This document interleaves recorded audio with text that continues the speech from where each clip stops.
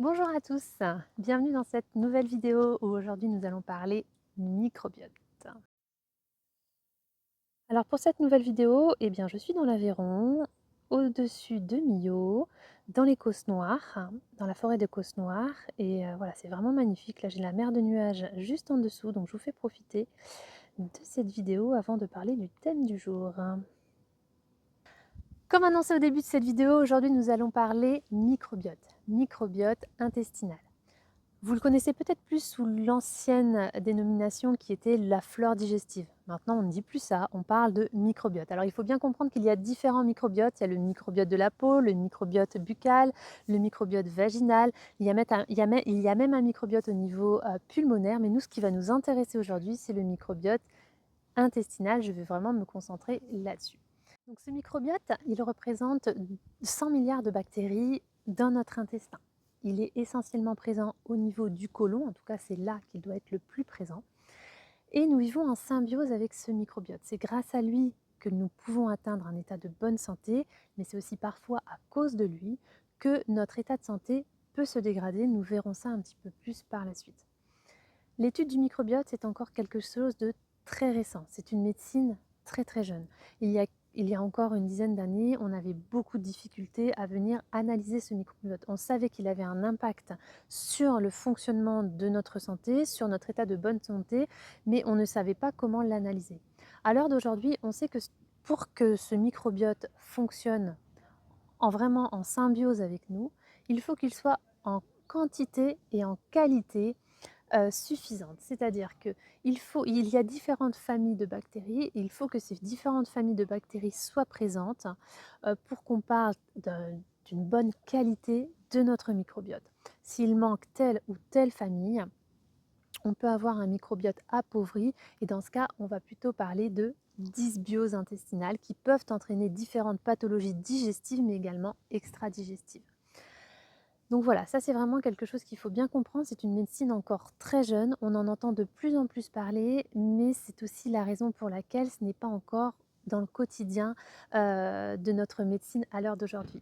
Le gastro-entérologue Julien Scandi, qui a écrit un livre sur le microbiote, j'aime beaucoup, il dit au début de son livre que dans quelques années, le médecin trouvera aussi important de nous faire analyser notre microbiote que de nous faire une prise de sang ou une échographie pour connaître un petit peu notre état de santé. Chaque jour, il y a vraiment des études scientifiques qui sortent et qui montrent que notre microbiote, notre état de santé plutôt, dépend vraiment de l'état de notre microbiote. Pour entretenir correctement ce microbiote, la première chose, c'est l'alimentation. C'est-à-dire que si on a une alimentation un petit peu trop riche en sucre, trop riche en mauvaise graisse, un petit peu l'alimentation d'aujourd'hui, hein, l'alimentation moderne, ce microbiote, il va avoir beaucoup de mal à se diversifier, il va plutôt s'appauvrir. Le problème d'un appauvrissement du microbiote, c'est que le corps n'aime pas le vide. Donc si des bonnes bactéries viennent à mourir, qu'est-ce qui va se passer? C'est des bactéries qui n'ont pas trop besoin d'être là, qui vont prendre le dessus et qui peuvent créer différentes pathologies digestives et extradigestives, comme je l'ai déjà dit auparavant. Donc il y a ça, l'alimentation, ça va vraiment jouer un grand rôle pour la diversité de notre microbiote. Ensuite, évidemment, il peut être agressé quotidiennement ce microbiote. Il y a les polluants. Les polluants vont agresser le microbiote. Les médicaments, il y a beaucoup de médicaments qui appauvrissent ce microbiote. Vous avez les anti-inflammatoires, vous avez ce qu'on appelle les IPP, les médicaments qu'on donne quand on a soit des brûlures d'estomac, des ulcères, des choses comme ça. Si on est trop longtemps, ça va appauvrir le microbiote. Alors bien attention, hein, quand je dis ça, ça ne veut pas dire qu'il ne faut pas en prendre. Quand on n'a pas le choix, on n'a pas le choix. Mais il faut le savoir pour savoir quoi faire ensuite pour réensemencer correctement ce microbiote et lui redonner vie. Les antibiotiques, ça vous le savez tous, c'est quand même devenu quelque chose de courant. Votre médecin vous prescrit un antibiotique, il vous conseille de prendre un probiotique avec ou ce qu'ils appellent la levure, des levures. Ça maintenant c'est quelque chose de commun. Donc voilà, les traitements peuvent appauvrir le microbiote. L'activité physique également, c'est quelque chose dont on ne parle pas forcément beaucoup, mais une activité physique intense va appauvrir ce microbiote. Alors, elle ne va pas forcément l'appauvrir, c'est-à-dire que l'activité physique intense, notamment d'endurance comme le vélo, le cyclisme, la course à pied, alors vraiment à haute intensité et quand on le pratique, à un niveau déjà élevé, il faut faire attention parce que ça peut vraiment créer de l'inflammation au niveau digestif et du coup, ça peut, entraîner une modification du microbiote et pas toujours dans le bon sens. Alors quand on le sait, voilà, on sait quoi faire. Donc il y a l'alimentation, il y a l'activité physique, il y a les polluants extérieurs, hein. Quand on vit dans un milieu pollué, forcément, on augmente le risque d'avoir un microbiote un petit peu moins diversifié. Le stress. Le stress, c'est un gros, agresseur de ce microbiote. D'ailleurs, beaucoup de personnes, quand ils sont stressés, vont avoir des troubles digestifs. On voit bien la relation entre le cerveau et l'intestin et ça, maintenant, c'est quelque chose qui est vraiment connu, la relation, l'axe intestin-cerveau qui est vraiment reconnu. Qu'est-ce qui peut agresser d'autre le micro oui, quand on vieillit, notre microbiote s'appauvrit naturellement, donc il va falloir mettre en place certaines choses pour pouvoir, continuer à ce qu'il soit diversifié. La ménopause, ça peut être quelque chose pour les femmes qui va appauvrir ce microbiote, voilà, qui va être une source d'agression pour ce microbiote. Donc voilà, il va falloir, mettre des choses en place. Je vais vous expliquer un petit peu, très rapidement là ce qu'on peut mettre en place. D'autres vidéos iront beaucoup plus, précisément dans les détails. Il faut bien savoir que ce microbiote, il est propre à chacun. Chaque personne a un microbiote bien spécifique. Il ne faut pas s'attendre à vouloir avoir le microbiote de la personne d'à côté, etc., etc. Chaque microbiote est propre à sa personne. Ce microbiote, il peut évoluer tout au long de votre vie. C'est-à-dire que moi, je donne souvent l'image, c'est pas parce que vous êtes parti avec un moteur de 2 chevaux que vous ne pourrez pas atteindre un moteur de Clio. Il ne faut pas s'attendre non plus à atteindre un moteur de Ferrari si vous êtes parti avec un moteur de 2 chevaux. Mais en tout cas, ça va dans l'autre sens. Si vous êtes parti avec un moteur de Ferrari, si vous ne prenez pas soin de ce microbiote, vous pouvez atteindre un moteur de 2 chevaux. Et par contre, vous aurez plus de facilité à repartir sur un bon moteur, Si on déséquilibre trop ce microbiote et qu'on n'en prend pas forcément soin, donc si on ne sait pas comment en prendre soin, c'est pas évident, mais quand on sait comment en prendre soin et qu'on n'en prend pas forcément soin, si on a une fragilité, le risque c'est de partir sur des pathologies, différents types de pathologies. Donc vous avez les pathologies dites dysimmunitaires, donc on va avoir tout ce qui est sclérose en plaques, spondylarthrite, maladie de Crohn, rectocolite hémorragique. Ensuite, on a tout ce qui est pathologie métabolique, diabète de type 2, obésité, hypercholestérol. Voilà, tout ça, ça peut avoir un lien avec un microbiote qui n'est pas du tout équilibré. On peut aussi avoir toutes les pathologies, enfin ça peut même aller vers des pathologies dites cancéreuses. Un microbiote, un côlon qui manque vraiment de fibres ou on n'apporte pas suffisamment de fibres au côlon, on augmente le risque de déclencher un cancer du côlon, par exemple. Alors évidemment, toutes les personnes qui ne mangent pas de fibres ne déclencheront pas un cancer du poumon, mais s'il y a une fragilité à ce niveau-là, vous augmentez ce risque-là. Donc maintenant, ce microbiote, au niveau digestif, il va aussi vous servir à quelque chose. Il va vous servir, quand on mange des fibres, justement, tous les aliments dans lesquels il y a des fibres, les fibres, elles ne vont pas être digérées, ni au niveau de l'estomac, ni au niveau de l'intestin grêle. Par contre, au niveau du côlon, le microbiote, il se nourrit de ces fibres. Il va vraiment s'en nourrir et ça va lui permettre de se reproduire, ça va lui permettre de produire également des substances santé dans l'intestin. Je ne veux pas trop vous en parler maintenant parce que on peut vite compliquer les choses. Mais donc ce microbiote, en mangeant des fibres, il va les digérer et voilà, c'est ce qui va le nourrir et c'est ce qui va lui permettre de se reproduire. Donc, qu'est-ce qui manque à l'heure d'aujourd'hui dans notre alimentation un petit peu trop moderne? C'est cet apport en fibres. Nous ne mangeons plus assez de fibres. Donc dans quoi est-ce que l'on va trouver des fibres? On va trouver des fibres évidemment dans les fruits, dans les légumes, on va trouver des fibres dans les céréales complètes, on va trouver des fibres dans tout ce qui est légumineuse, dans les amandes, les oléagineux d'une manière générale, amandes, noix de cajou. Alors les noix de cajou je ne conseille pas, hein. Évidemment au niveau digestif c'est pas top. Non mais rien que des noix, des noisettes, prenons des choses du coin, n'allons pas forcément chercher des aliments à l'autre bout du monde, mais tout ça ce sont des aliments qui sont sources de fibres. Et donc c'est important d'en consommer quotidiennement. J'ai envie de vous dire, voilà, pas une journée sans fruits, légumes, un petit peu d'oléagineux, un petit peu de légumineuses et des céréales complètes si on doit prendre des céréales, c'est-à-dire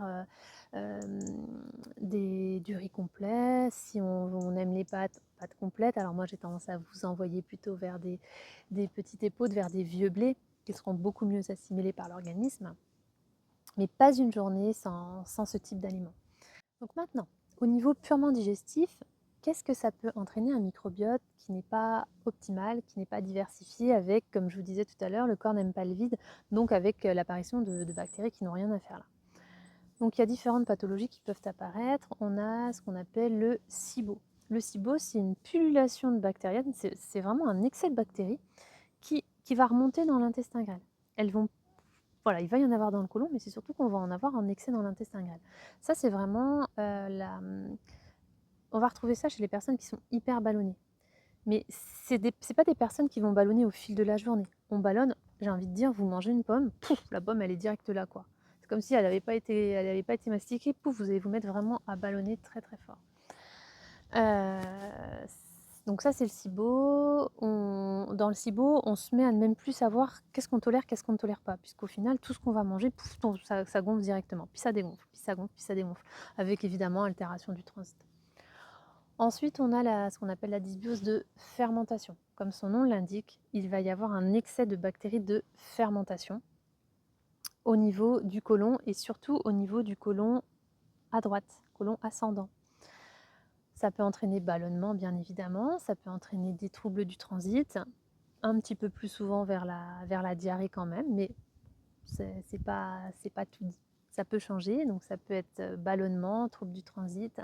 Et puis ça va être les personnes qui ont beaucoup de mal à supporter un excès de crudité, un excès de choux, d'oignons, un excès de fibres tout simplement. Parce qu'ils n'ont pas le microbiote, ils n'ont pas l'armée nécessaire à digérer ces fibres. Donc du coup, ça ballonne, ça fermente. Ensuite, on a la dysbiose de putréfaction. La dysbiose de putréfaction, comme son nom l'indique, ce sont des bactéries qui vont... Voilà, ça va un peu faire pourrir ça va un petit peu faire pourrir les déchets, on va dire, dans le côlon. Et là, ça va plutôt toucher le côlon descendant, le côlon à gauche, avec des douleurs. Souvent, les douleurs sont assez fortes. On est plus dans un mode de constipation. Et là, ça crée de l'inflammation. Et surtout, ça peut agir sur le système immunitaire également. Alors à quoi c'est dû? Ça peut être dû à un problème digestif haut, ça peut être dû à un excès de protéines, ça peut être dû à plein de choses. Donc on a le SIBO, la dysbiose de fermentation, la dysbiose de putréfaction et on a également la candidose. Alors la candidose en soi, le candida albicans, c'est quelque chose qui est naturellement présent dans notre intestin. Et chez certaines personnes, pour X ou Y raison, toujours pareil, il faut trouver la cause. Il va se développer, et c'est là que c'est pas bon parce qu'il va réussir à leurrer le système immunitaire. Donc le système immunitaire va pas réussir à l'arrêter. Et qu'est-ce qui va se passer? Ça va être des troubles digestifs, ballonnement, diarrhée, constipation, grande fatigue et un grand nombre de troubles extradigestifs. Grande fatigue, mycose vaginale, on peut avoir des douleurs articulaires, etc., etc.